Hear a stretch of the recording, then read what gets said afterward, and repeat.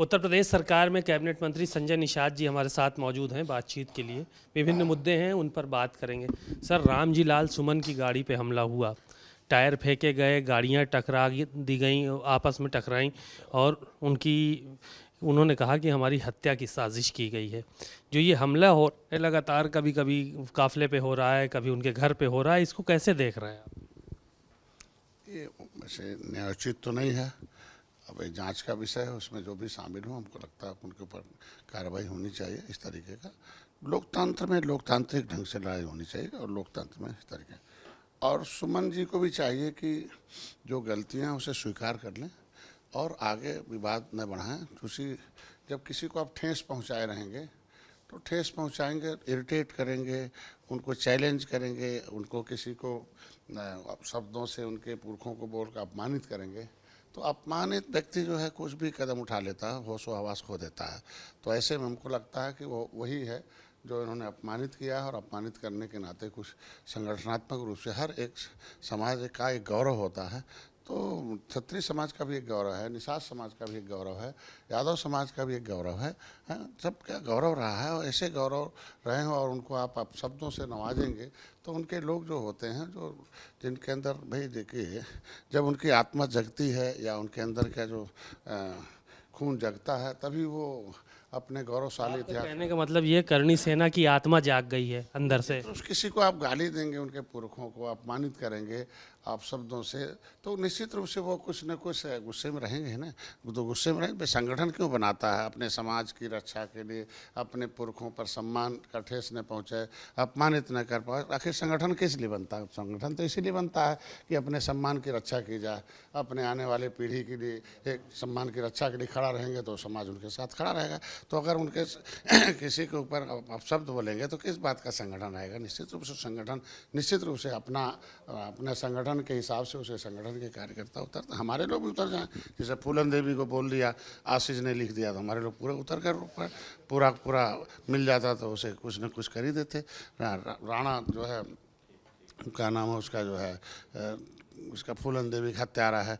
अगर आप हाँ शेर सिंह राणा, तो शेर सिंह राणा एक बार मुख्यमंत्री काफिले में जा रहा था इलाहाबाद, हमारे लोगों ने मुख्यमंत्री के काफिले फ्लीट पर कूद गए और शेर सिंह राणा को वहाँ भागना पड़ा। और जहाँ भी कालपी में जा रहा था तो वहाँ टेंट लगा तो हमारे लोग। तो निश्चित रूप से शेर सिंह राणा कहता है मैं फूलन देवी हत्यारा हूँ, तो निश्चित रूप हमारे लोग उनके खिलाफ खड़े हो जाते हैं। तो इसी तरीके से किसी भी समाज के प्रति अगर आप होंगे तो निश्चित रूप से उसके समाज के लोग विरोध करेंगे। और मुझे चाहिए कि लालजी सुमन को इस मामले को प्रकरण ख़त्म करें और कहें कि नहीं हमसे गलती हुई और त्रुटि बस हमारी जुबान से निकल गया। इससे क्या हो जाता है? इससे सुमन जी का क्या मांग ले। निश्चित भाई कहें भाई हमसे मेरा इरादा इस तरह का नहीं था बोलने का, न ठेस पहुंचाने का। इतना माफ़ी उसको नहीं कहा जा सकता। उसको कहा जा सकता कि हम अपने इस मामले को एक तरीके से समाधान करने का एक तरीका है कि वो शब्दों का ही खेती है, शब्दों से ही रिएक्शन होते हैं, शब्दों से ही उस रिएक्शन को ख़त्म किए जा सकते हैं। मदरसों पर कार्रवाई हुई है बड़ी संख्या के। नेपाल से सटे हुए जो ज़िले हैं, 100 से ज़्यादा मदरसों को पर कार्रवाई की गई है। किस तरह से देख रहे हैं जो ये कार्रवाई शुरू हुई? देखिए, सुप्रीम कोर्ट का आर्डर है कि कोई भी अगर आप मूर्ति लगाना चाहते हैं तो उससे आप एक परमिशन लेना पड़ेगा। कहीं भी हम अगर निषाद राज की मूर्ति लगाना चाहते थे कि हर ब्लॉक में लग जाए, हर एक घर पर लग जाए, हर एक विधानसभा में लग जाए, तो पता चला नियम आ गया। पूछा मैंने, डीएम कहते साहब आप शासन से परमिशन लेने तो मूर्ति लगाइए, अपने खेत में भी मूर्ति नहीं लगा सकते आप। तो मेरे कहने का मतलब आज के दिन में तो जितने भी इस धार्मिक स्थल हैं, अगर वो पकड़े जा रहे हैं, आतंकवादियों के ठिकाने मिल रहे हैं या आतंक किसी भी तरीके से राष्ट्र विरोधी गतिविधियाँ शामिल मिल रही हैं उस सेंटर में, तो निश्चित रूप से उसका एक रजिस्ट्रेशन होना चाहिए। और संवैधानिक तरीके से रहेगा तो आदमी संवैधानिक तरीका जब अपनाता तो डरता है और उसे एफिडेविट देना पड़ता है कि मैं जिस काम के लिए इस धार्मिक स्थल को रख रहा हूँ उस धार्मिक स्थल का काम कितना इतना ही होगा, उसमें टेररिस्ट नहीं पैदा किए जाएंगे, उसमें आतंक नहीं होगा, कोई समाज विरोधी गतिविधियाँ शामिल नहीं हुई। तो उस पर कानूनन खुद ही एक शपथ रहता है कि अगर हम इसका उल्लंघन करेंगे तो हम उसका मतलब दंड के भागी होंगे। लेकिन जो रजिस्ट्रेशन ही नहीं है तो एक तरीके का माना जा सकता है कि रजिस्ट्रेशन कराने में क्या जा रहा है, जब वक्फ बोर्ड है, इनका जो है अल्पसंख्यक जो है एक आयोग बना हुआ है, और इनका खुद का एक जो है इस सरकार के नियमानुसार सोसाइटी एक्ट रजिस्ट्रेशन में बना हुआ कि ट्रस्ट बनाइए, चाहे धार्मिक स्थल बनाइए, जो भी बनाइए उसका एक नियम है। जैसे हिंदू धर्म है, इस्लाम धर्म है, क्रिश्चियन धर्म है, तो भारत में संविधान के मुताबिक हर आदमी को उसके अनुसार चलना ही पड़ेगा। नेहा राठौर पर मुकदमा दर्ज हो गया, कह रही थी कि प्रधानमंत्री को जवाब देना चाहिए पहलगाम के मामले में। मुकदमा हजरतगंज में दर्ज हो गया उनके ऊपर। यहाँ तो एक भारत में कोई एक्चुअल में हो गया रहा कि यहाँ किस तरीके से लोग हैं, कुछ लोगों की एक धारणा बन गई है कि बड़े लोगों को गाली दो, बड़ा हो जाओ। बड़े लोगों के खिलाफ कुछ भी उल्टा पुल्टा बोलते रहो। सोशल मीडिया चूँकि भारत का है नहीं, ये सरदर्द ही है। भारत का होता तो बंद कर दिया जाता, ये भारत का होता तो फिल्टर होता। ये कहीं दुबई में जाके क्यों नहीं चल जाता व्हाट्सएप फेसबुक, चाइना में क्यों नहीं चल जाता? वहाँ तो वहाँ के लोग हैं, वहाँ का खुद का क्या नाम है प्लेटफार्म है। अब विदेशी प्लेटफार्म पर अब प्रधानमंत्री को गाली दो, मुख्यमंत्री को गाली दो, किसी धार्मिक चीज़ों को जो चाहो वो बोल दो, किसी व्यक्ति को गाली दो, और कार्रवाई का मतलब अमेरिका वाला कार्रवाई करेगा, इसका क्या मतलब है? फेसबुक वो बंद करेगा, व्हाट्सएप वो बंद करेगा, गाना वो बंद करेगा, इसका मतलब गाली चलता रहे, लोग किसी को अपमानित करते रहें, किसी के खिलाफ बोलते रहें, उस पर कार्रवाई नहीं होगी। जो भारत के कानून के मुताबिक कानून करेगा।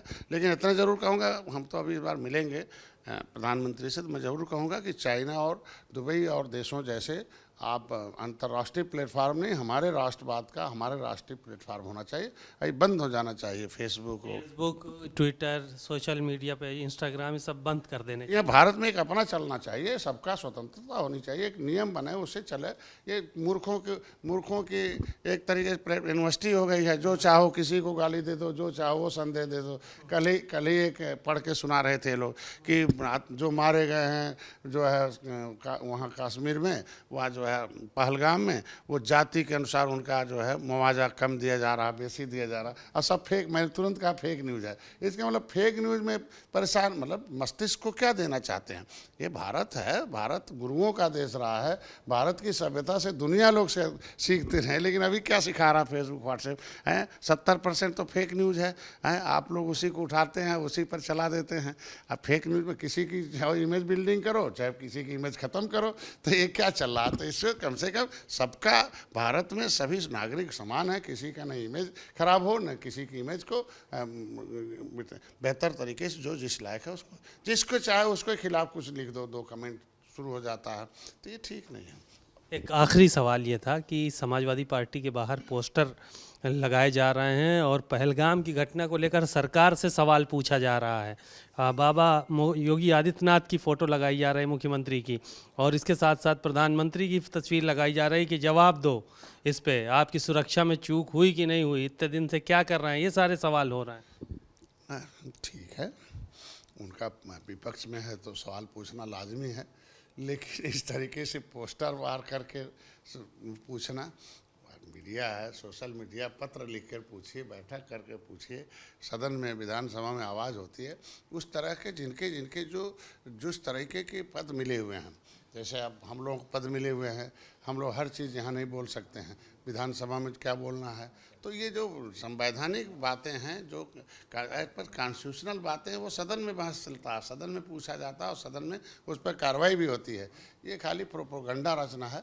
इनके समय कैसा होता था, हम लोग रेल आंदोलन कर रहे थे, हमें सुरक्षा चाहिए था ना, मैं तो अपना मांग कर रहा था कि बदले गोली मार देंगे निषादों को, एक मार के दूसरा 302 को मुलजिम बना देंगे। आखिर वो कैसे हुआ? 6 घंटे गोली चलती रही है। जौहर कांड हुआ था, कैराना पलायन था, मुजफ्फरनगर दंगा था, ये किसकी चूक थी? वो तो लिख के दिया हुआ ना। इन लोगों ने तो सुरक्षा ही रोक लिया था मुजफ्फरनगर दंगे की, लेकिन अभी कुछ दो मुसलमानों मरने दो, थोड़ी देर बाद जाना, कहराना पलायन में कुछ लोग और मरने दो, बाद में जाना। इसे चूक कहा जाएगा कि इसको लिखित कहा जाएगा कि उसमें तो ऑडियो वीडियो उसने बाकायदे रिलीज हुआ है जांच में, इनके समय में। ये तो है जांच का विषय है। प्रधानमंत्री ने, गृह मंत्री ने कह दिया जांच हो गया, जब जांच लिख दिया तो समय आने दीजिए। जांच जहाँ जांच हो जाता, जांच से आ जाए सब, वो लोकतांत्रिक संवैधानिक ढंग है। जांच आने तक उस पर कोई टिप्पणी नहीं होनी चाहिए। शुक्रिया बहुत बहुत संजय निषाद जी को आप लोगों ने सुना। कैमरामैन मेहदी हसन के साथ सीमा अब नकवी, भारत समाचार, लखनऊ।